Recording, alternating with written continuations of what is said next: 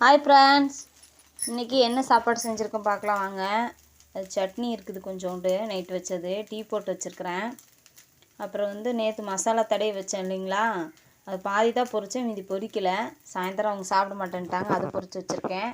எல்லார் வீட்லேயும் எப்படி வெள்ளிக்கிழமை சாம்பாரோ அதே மாதிரி எங்கள் வீட்லேயும் வெள்ளி செவ்வாய் சாம்பார் தாங்க. நான் தோசை ஊற்றிட்டே பேசுகிறதுனால உங்களுக்கு அது சவுண்டு கேட்குது.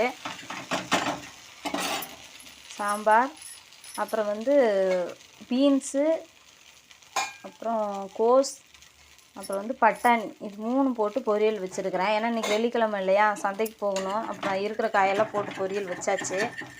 அப்புறம் சாப்பாடு சுட சுட இருக்குது பாருங்கள், ஆவி பறக்குது, தண்ணி வடியுது.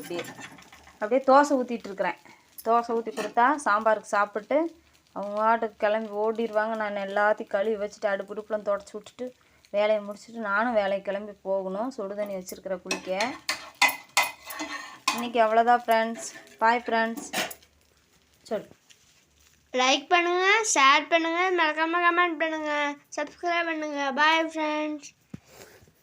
உங்கள் வீட்டில் என்னென்ன சாப்பாடுன்னு இன்றைக்கி கமெண்ட்டில் சொல்லுங்கள். Bye friends.